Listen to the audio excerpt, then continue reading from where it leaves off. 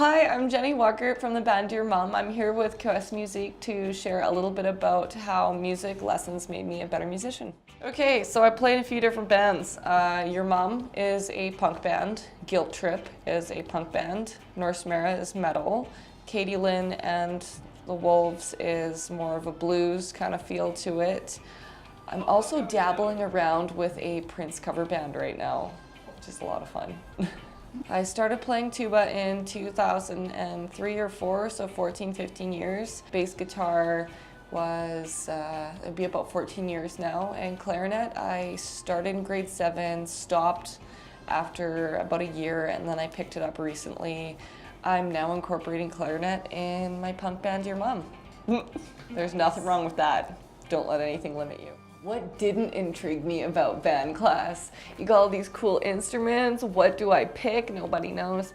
I guess the most intriguing thing is that I was too shy for theater and I really can't draw, so you had theater, art, or band class, and I figured, you know what, I've always wanted, like, even as a young teenager, I wanted to have a band, you know, and that'd be so awesome. And I started off with concert band. And I remember one day, you know, I was playing clarinet and I was kind of over it at that point. And I walk in one day and my teacher's sitting there with this giant tuba on her lap and she's playing along. And I'm thinking, we're all kind of walking like, what's going on? What's going on here? And she says, we need some more tuba players back there. Who's interested in learning how to play? So I just kind of shyly went like this, I want to learn. And so she gave me lessons after band class to learn how to play tuba. And from there, I was just like, you know what, brass instruments are awesome. And don't get me wrong, still love the clarinet and bass guitar, but it was just something about this mellow, heavy instrument that was so powerful to me. I never stopped being interested in, so hence the joining community band at 18 years old. I think I was the youngest member for a few years. That's okay, right? I made a lot of lifetime connections through band. Again, with the community band, I made some connections there just with older generations and with a whole bunch of really interesting people, lots of walks of life. There is an event every year called Tuba Fest where it's over about 100 plus tuba and euphonium players play Christmas carols on the mezzanine level at the concert hall. And I've met a couple really cool people there too. Of course, punk metal community, I've made so many good friends. I've met some of my best friends that way. I can't trade that for the world. I'm super happy. I felt that band really helped with self-confidence. It helped with learning how to count. I'm terrible at math. What else did it help with? It helped me learn a lot about people. People and their habits, or what they like or dislike, different people's opinions, how to take the good and the bad with all the opinions, kind of how to grow a bit of a thicker skin when you're putting yourself out there on stage. What else? I've also had, you know, the opportunity to play in a more conservative environment behind a bandstand with my sheet music and then thrown up there on a raised stage with these lights in my face. And I'm like, where's the bandstand? You know, it's two very different worlds, and I'm really glad to say that that I've had the opportunity to do both equally. I also learned how to approach other people in different ways through music. Yeah. A lot of different, I guess it kind of turns into a little bit of a business too, how to deal with people in that aspect as well. Band sure as hell helped me express myself in a few different avenues. Usually I'm the person that's like, hey, how can I help you? And hey, you know what, I'm here for you. And I do want people to know that I am there for them and always wanting to listen and help as much as I can. And I need my own release too from daily stresses. So yelling and playing, and even having a massive instrument like a tuba where I can just exert energy and emotion, you know, it's been nothing but great for expressing myself.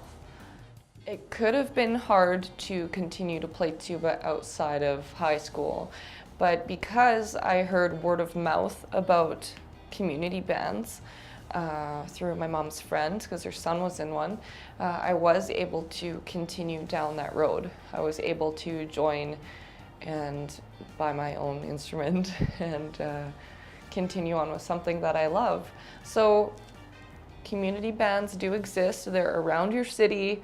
They're in multiple areas. There's at least 5 or 6 of them, and they always play at the Forks. I think it's the first weekend in June. There's this big, like underneath that little tent at the Forks. I hope they still do that.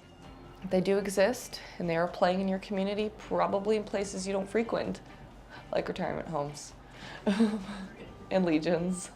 But it's a very good time. Community band has also helped me give back to the community. So when you go to a retirement home and you're playing songs from the era that they grew up in and where they were young adults, you know, maybe getting their first job, first career, meeting somebody that they marry down the road kind of thing, they come up to you after and sometimes they'll share those memories with you. And I sit there and I'm thinking, this is worth every weekly practice. This is worth every time I haul the tuba out of my house to go practice.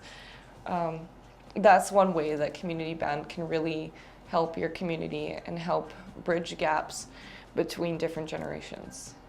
I know you hear me talking about all these instruments and you're thinking, like, how does anybody afford such crazy instruments? And it really is quite easy if you go to a music store and speak to anybody in whatever department where you want to rent. So, you know, concert band, there's different concert band instruments. You want to rent, you want to look into a guitar or something. There's so many outstanding individuals in this city that can help you and explain your options.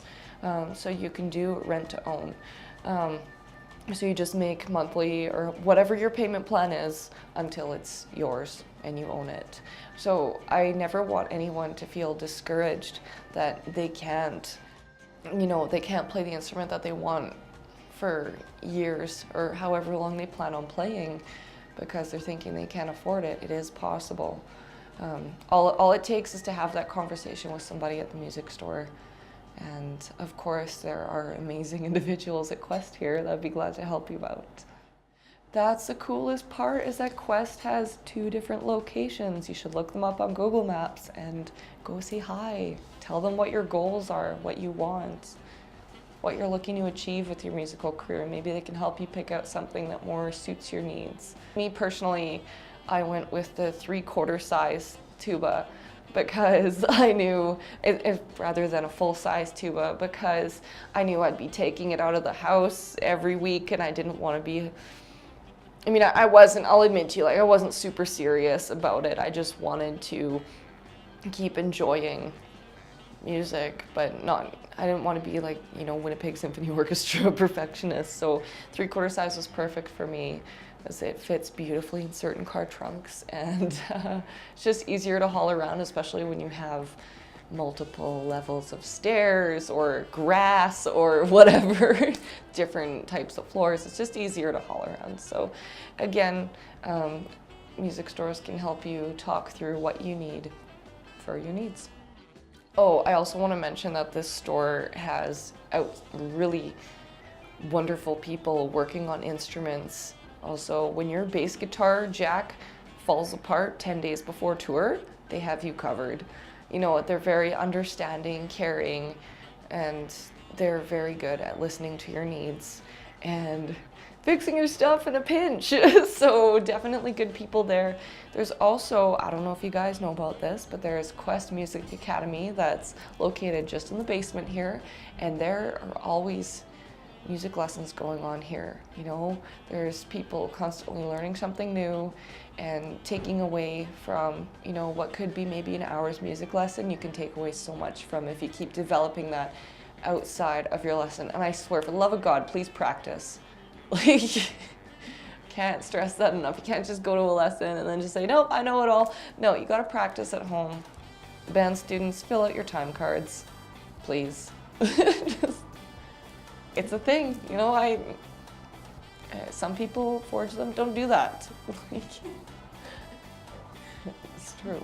So Girls with Guitars, it was originally an idea that started with my friend Kaylin Hanischuk.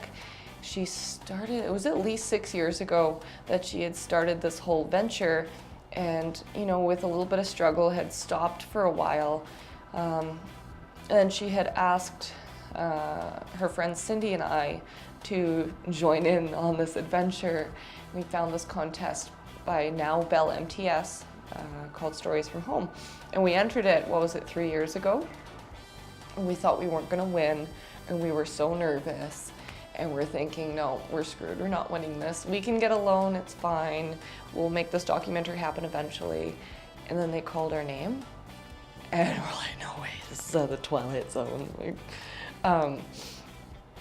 So, Girls with Guitars, we have now created this documentary. It's about female punk and metal, mostly guitarists and bass guitarists, talking about their struggles and success in the music scene. And it goes through a few different decades of women in the city and their stories that they share. It's a little over an hour long, and it's going to be premiering at the Park Theatre on March 31st at 7 p.m. You can buy tickets on Ticketfly, and yeah, we hope to see you there. Afterwards, we have 4 bands playing: Katie and the Wolves, Guilt Trip, Slattern, and Silence Kit. So the night is divided into 2 different events. There's also a handful of members that have been featured in the documentary too that'll be playing that night. Have a great night, and thanks for joining us. Good night, Winnipeg! No, I'm just kidding.